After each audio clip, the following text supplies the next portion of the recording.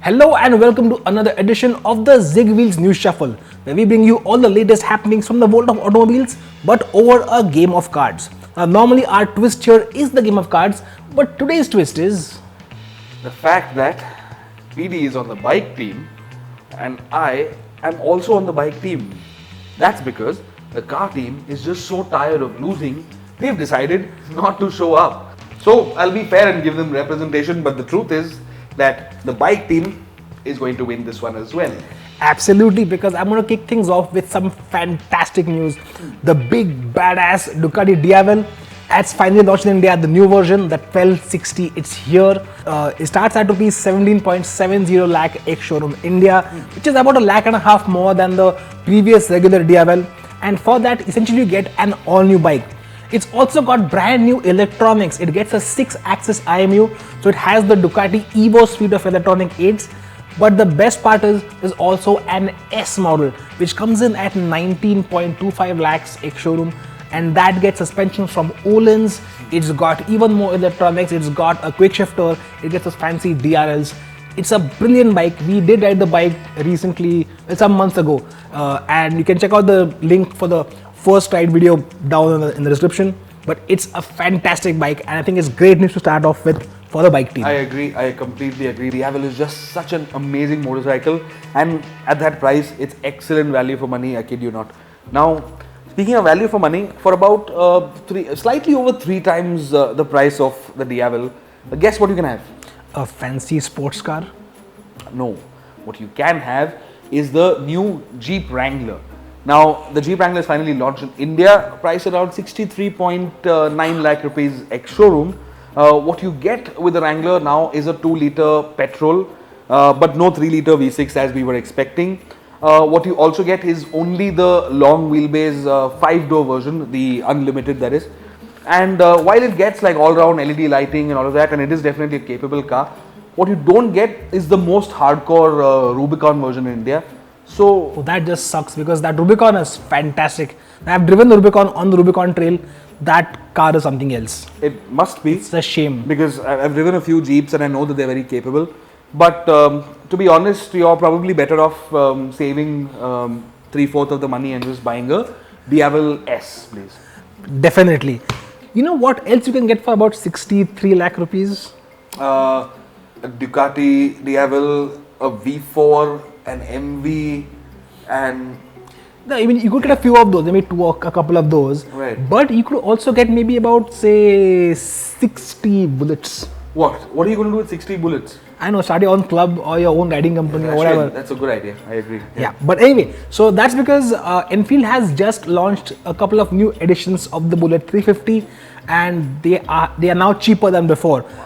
So basically, there is the normal Bullet, the Kickstart, and the ES. And for the normal Bullet, what they've done is they've dropped the 3D badging on the tank. They've dropped the hand-painted pinstripe, so it brings the cost down a little bit out. I think almost 10 grand cheaper than the normal bike.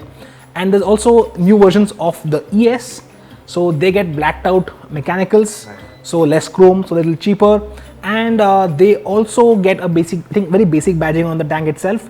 And the fender and the tail lamp is from the more affordable Bullet. It's a little confusing, I know, but effectively it's again cheaper by about 9 grand. So the entry point into the Enfield family has become a lot more affordable compared to what it was. And I think this is like a last hurrah for the Bullet before the new one comes out, BS6 and a brand new engine next year. Yeah, I'm sure that's going to get Royal Enfield a lot more customers, because it's actually priced very close to the Suzuki Intruder now, with that sort of pricing.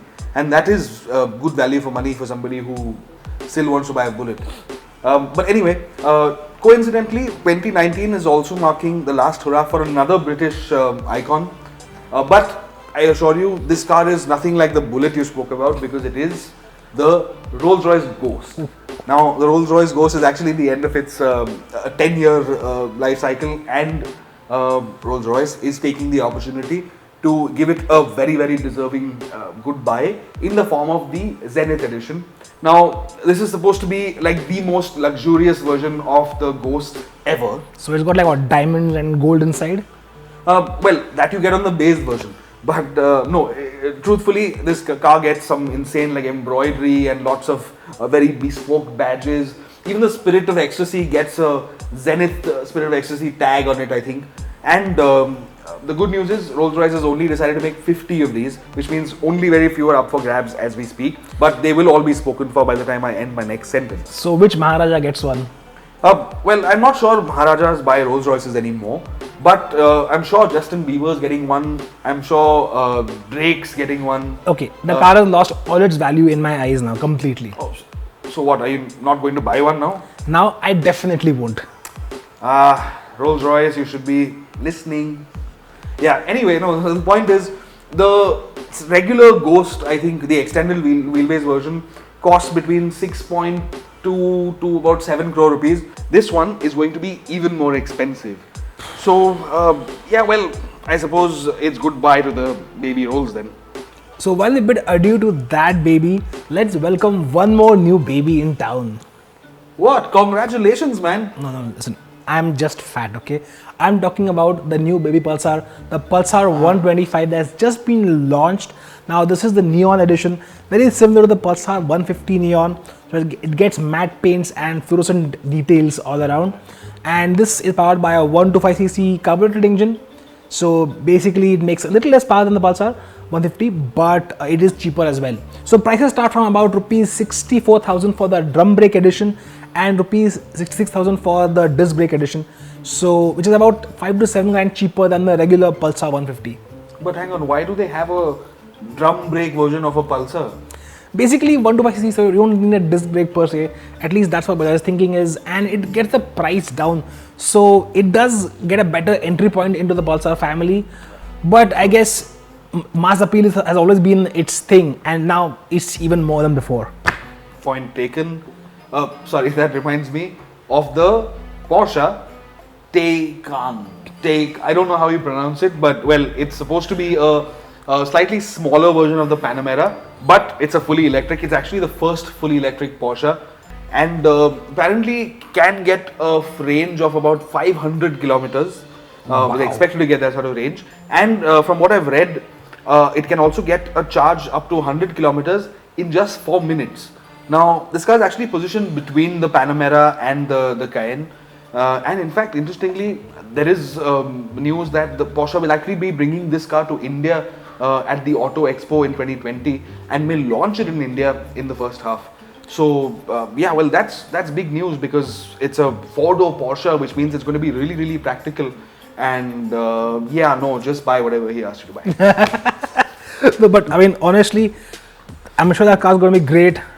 But why wait till the Auto Expo to go electric in a big way? You can do it pretty soon.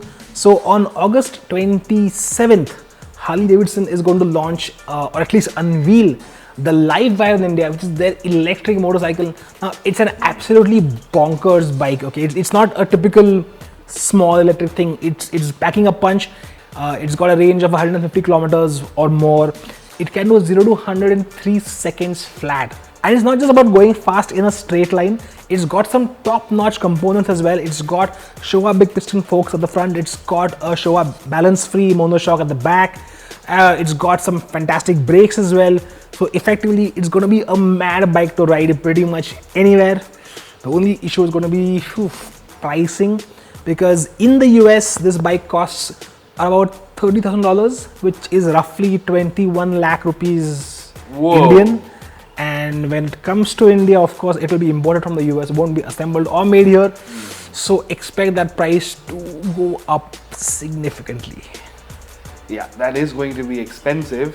But to offset that, what I have is a really, really affordable car, which is the Renault Triber. So interestingly, it is going to be launched in India a day after the Livewire is unveiled in India as well. And the bookings, in fact, for this car begin tomorrow. No, today. No, today? Tomorrow.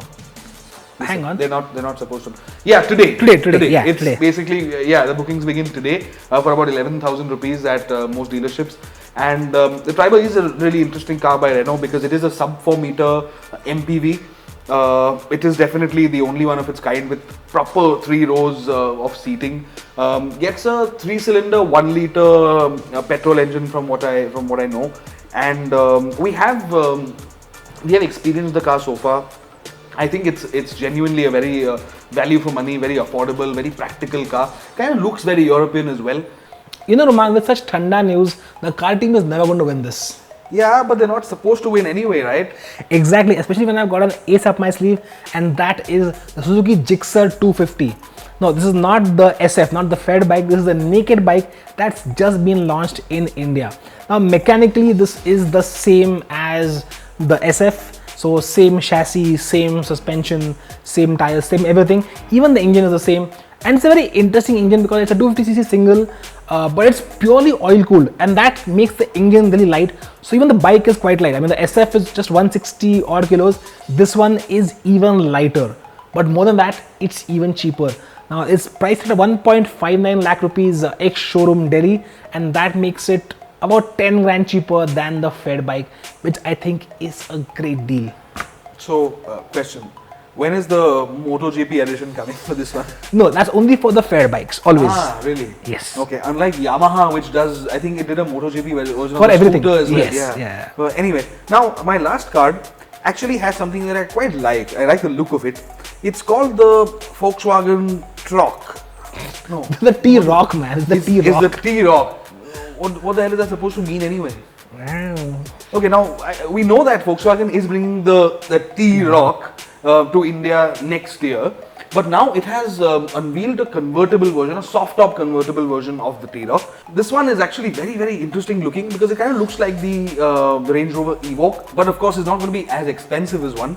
Although, now before you bombard us with questions, no, Volkswagen is not bringing the T-Roc convertible to India. What it will get here is the standard 5-door version that is going to be priced at around 17 to 20 lakh rupees ex-showroom, at which price point it will compete with the Kia.